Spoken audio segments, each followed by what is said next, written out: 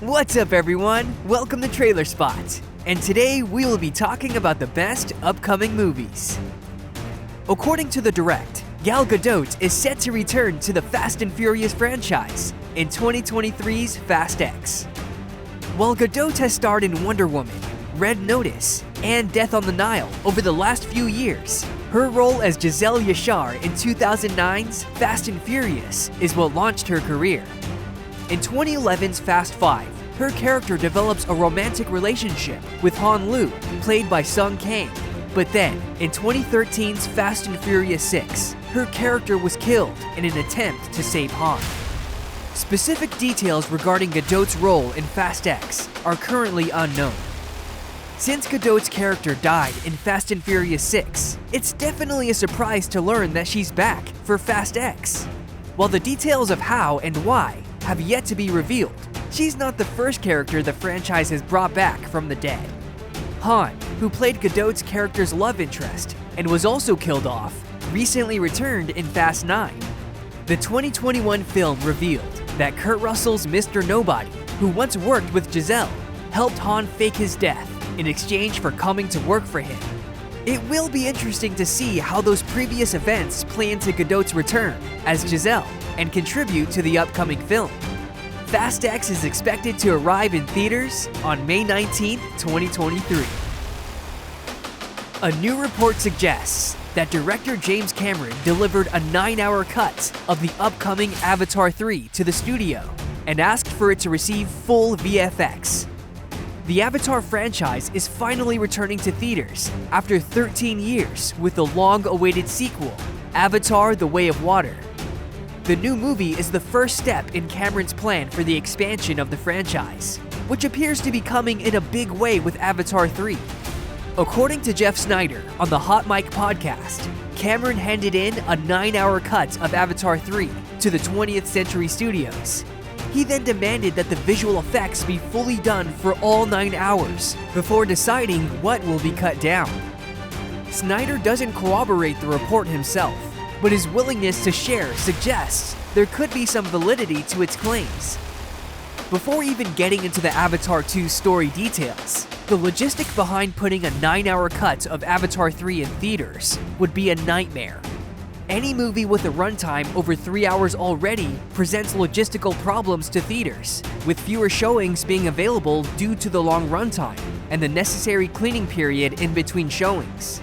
Cameron obviously knows this, which is why he's reportedly still planning to cut down the movie, releasing it in theaters. However, the studio's unlikely to accept the expenditure of completing VFX for a cut of a movie most will never see. From a story standpoint, if Cameron actually asked for full VFX on a 9-hour cut, then that means the Titanic director is extremely confident in what's been shot for Avatar 3. Still, releasing a 9-hour movie isn't really feasible because it's an absurd amount of time to ask audiences to spend at a theater, no matter how good.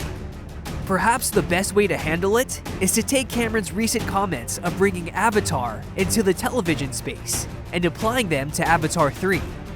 The directors talked about how the necessary technology to produce a long-form series set in the Avatar universe is still 10 years away.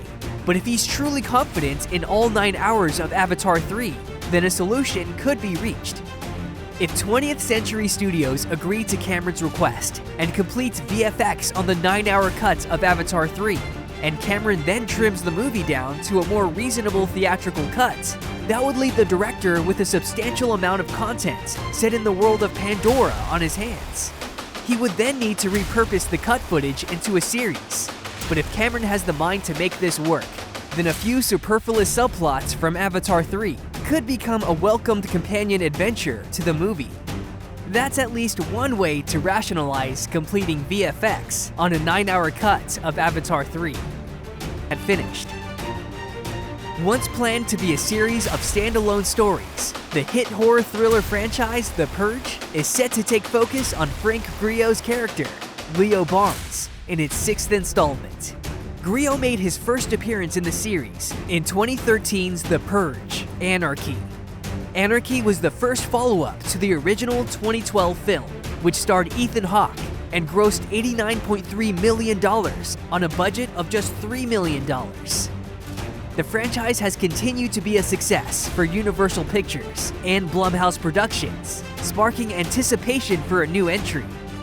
In an interview with Empire magazine, ahead of the publication's February 2023 issue, Grillo talked about the status of the Purge 6 and detailed what director James DeMonaco and his team have planned for his character, Leo Barnes. DeMonaco was at the helm for each of the first 3 entries in the series and wrote all 5 films. Grillo confirmed that the next movie would be his last in the Purge universe, and they're currently trying to get the movie off the ground at Universal. In the excerpt released by Empire, no timeline was given for production. James Cameron says he's had discussions about relaunching the Terminator franchise and already knows what the new story would be about. Cameron kicked off a highly successful sci-fi action franchise with his iconic 1984 film, The Terminator, starring Arnold Schwarzenegger as a cyborg assassin from the future. The 1991 sequel, Terminator 2: Judgment Day, thrilled audiences while racking up blockbuster-level box office. But subsequent entries in the series have experienced diminishing returns, both with critics and in terms of box office receipts. Fans indeed were left wondering after 2019's Terminator: Dark Fate whether they'd seen the last of Cameron in Schwarzenegger's classic movie franchise. But now it seems that Terminator isn't quite terminated yet. Appearing on the Smartless podcast with Jason Bateman, Sean Hayes, and Will Arnett to promote his current blockbuster, Avatar: The Way of Water, Cameron gave an update on the future of his other big sci-fi franchise, post-Dark Fate, and confirmed that talks have indeed happened concerning a possible relaunch. Cameron then went on to tease the new direction he would take Terminator in, if indeed he gets a chance to make another movie somewhere down the road. He said, "Well, the Avatar films are about the environment. I'm not dealing with AI. If I were to do another Terminator film, and maybe try and launch that franchise again, which is in discussion, but nothing has been decided, I would make it much more about the AI side of it than bad robots gone crazy." Dwayne Johnson shares a disappointing Black Adam update as the DC Universe film dealt with the financial struggle at the box office. The fate of the DCU has been unknown for the last few weeks, as Gunn and Peter Safran are now leading the franchise. Having spent nearly 2 decades trying to bring Black Adam to the big screen, Johnson got his due this fall, but not with the expected results. Throughout the last few weeks, he has remained silent on all the ongoing shakeups at DC Studios. Now Johnson has broken his silence on the future of his franchise and Black Adam 2. He shared a complete statement on Twitter about having met with the new DC Studios leaders, confirming that the first chapter of the DCU won't include his anti-hero. However, the actor teases there will be things to look forward to in the future. Gunn has also responded to Johnson's Black Adam statement, showing his support for the actor. Keanu Reeves wields nunchucks in a new image from the upcoming John Wick Chapter 4. The action-packed franchise began with the retired hitman, John Wick, being pulled back into the underworld he left in hopes of a better life, seeking revenge against those who wronged him. John eventually finds himself the target of the High Table, the group that controls the criminal underworld, with John Wick Chapter 3, Parabellum, seeing him left down, but not out. John Wick Chapter 4 is set to continue on the story. The 4th installment brings Reeves back in the lead role, alongside Lawrence Fishburne, Lance Reddick, Donnie Yen, Bill Skarsgård, and Ian McShane. Entertainment Weekly shared a new image from John Wick Chapter 4, featuring Reeves in combat with nunchucks. The image offers audiences a look at John wielding a weapon he hasn't yet used in the franchise, while also showing him facing off against a uniquely armored enemy. While viewers are still in the dark about much of what the 4th film has in store, the new photo has glimpses at how the franchise is working to stay fresh and exciting for fans. Hugh Jackman confirms that Deadpool 3 will involve time travel when he returns to reprise the iconic role of Logan, aka Wolverine. While the Marvel Cinematic Universe will introduce new takes on the X-Men in coming phases, Deadpool 3 will be a blast to the past. After having retired from the Wolverine role after 2017's Logan, Jackman is returning to the comic book genre. In a surprise announcement earlier this fall, he and Ryan Reynolds revealed that the Deadpool threequel would see the two Marvel icons share the screen. Deadpool 3 will also see Wade Wilson officially be integrated into the larger MCU following Disney's acquisition of 21st Century Fox.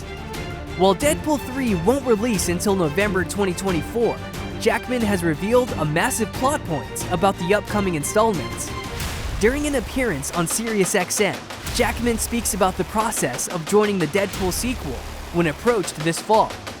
Without giving away too many spoilers, the Australian actor reveals that Deadpool 3 would involve time travel to some degree. According to Jackman, it was important that his return as Wolverine wouldn't mess with the way Logan ended. Jackman also expressed that it wasn't only imperative for him, but probably for fans too. Thanks for watching. Catch you in the next video.